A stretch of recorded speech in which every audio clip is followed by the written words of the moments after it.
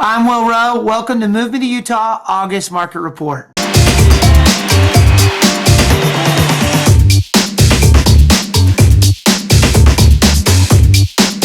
My goal is, by the end of this video, you have an idea where the market is. You have tools to help you with your negotiations and with the offers that you submit. You know that in January of 2023, the Deseret News predicted in an article that the Utah housing market would drop 9% in 2023. And it's articles like this, headlines that have buyers sitting on the fence, have buyers out in the market right now thinking that the market's in decline or that a crash is going to come in 2023, 2024. But guys, that's simply not the case. I'm going to walk through some numbers today and hopefully they help you understand where the Utah real estate market is and where it might be heading. I'm going to give general insight of some of the data out there, suggestions for buyers, sellers, people looking to relocate here into the Salt Lake City area. And I'm going to give some predictions of what I think the second half of 2023 is going to look like. But first, do me a favor, hit that like, subscribe, notification bell below. That way on future market updates, you get a notification or anything else we're sharing about relocating here into Utah. My name's Will Rowe with Keller Williams Realty and Move Me to Utah. Let's jump right into this.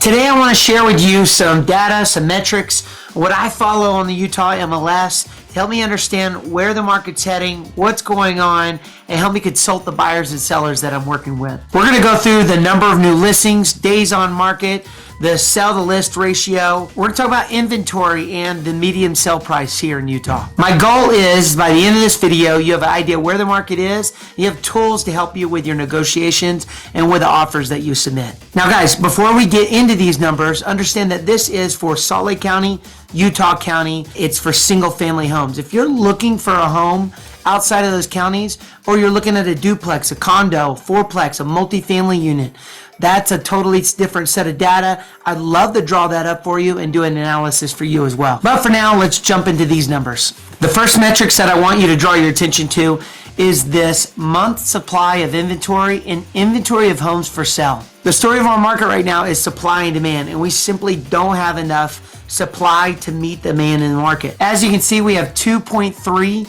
months of supply on the market. That means if we were not to list any more homes in the market within 2.3 months, we would run out of inventory. That's already a relatively low number, and it's 12% of what we had last year. Now, inventory of homes for sale, we have 25% less homes than what we had this time last year. You look at new listings, we're down 29% of what we had last year. And we've already hit our annual peak for the season. That means that as we go into the remainder of 2023, our inventory is going to shrink and we're going to have even less supply to meet that demand of buyers sitting on the market. Now, why is this happening? A big part of it has to do with homeowners like myself. Maybe you have an interest rate below 3%. And you don't want to trade in your current home for a home with a higher interest rate. You know, I've been consulting some of the sellers that I work with, and we've been talking about putting their current home up for rent, cash flowing, and you'd probably be able to do that right out the gate to subsidize the monthly payment on a new home. Maybe you're going to be in another property similar to what you're in right now, but this is your chance to get your first investment property. Cash flow on a property, use it as tax write-offs, and start to accumulate wealth through real estate. If this is something you've been thinking about and you're trying to figure out how to jump into investments, I'd love to have a conversation with you. So jumping back into it, we have the median sale price on a home leaving the month of July is at $600,000. That is 2.4% lower than what we had this time last year. And it gives that feeling like, wow, the market's in decline. When the truth is, we peaked last May, somewhere around 645,000.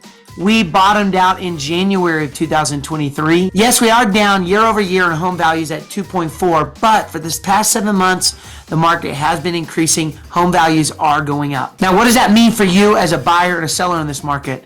If you're gonna list your home, you can see that days on market, the average is 39. I like to use the median. The median is at 27. And you can expect, if you price your house appropriately, you can go under contract within 3 weeks of listing. Now, what does that look like in terms of offers going in and offers being accepted? We are at 98% of what the original asking price is, meaning that you have about 2% of wiggle room with negotiations on the average house here in Utah, Salt Lake County. That's great news if you're a seller. If you looked back in January, you could see this valley. We were down to 11 to 10% of what your original asking price was. And that looked like seller concessions in the form of rate buy downs, paying for the buyer's closing costs, or just lowering the sales price. Right now the market's picking back up, and you can almost expect to get an offer in at your asking price. Now, suggestions to you as a buyer: if you're shopping for homes and you're seeing something that's been on the market longer than 3 weeks, that might be your opportunity to negotiate down the asking price, get the seller to pay for some of your closing costs, and play within that, let's say 5 to 2% price range. If you're a seller, maybe you're thinking about selling in the next year, my suggestion to you is make a move sooner rather than later. If you wait until the fall or into the winter, that means there's going to be lower inventory for you to sell your home, but also jump into the market and find another home. Right now, demand is high for you. We're in a seller's market, and you still have the opportunity to shop for more inventory than what you're going to see later on in the year. If you're thinking about selling, but you don't want to trade in that interest rate for another home, let's talk about putting the home up for rent. This could be your chance to get into investment properties if you've thought about building wealth through real estate. Lastly, we're going into the second half of 2023.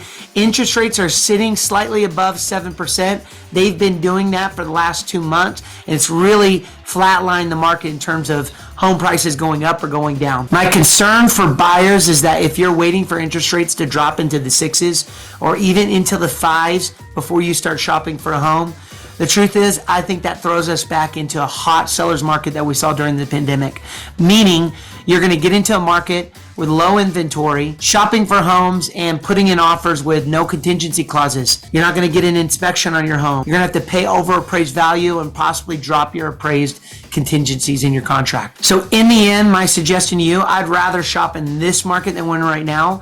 You might have a high monthly payment because of interest rates, but you can always refinance and get that interest rate down in the future. If you shop in a hot seller's market, you're going to be paying that same monthly payment in the form of overappraised value on the home. If you get into a home in this market, it's very likely the home's going to continue to appreciate, and it gives you more options in the future because you have equity stored up in your home. Guys, I hope that's helpful. Gives you a chance to understand where the market is. If you're a buyer out there and you're seeing price reductions when you're looking at homes on the internet, much more likely that is someone who's overpriced their home and now the market's correcting them and they're having to bring their price down. It's not a good picture of the overall market and where we're headed. Hey guys, my name is Will Rowe with Moving to Utah, Keller Williams Realty. I hope that when you think about Utah real estate, I hope you think about me. Reach out to me if you have any questions. My number, my email is all below. Looking forward to having a conversation with you.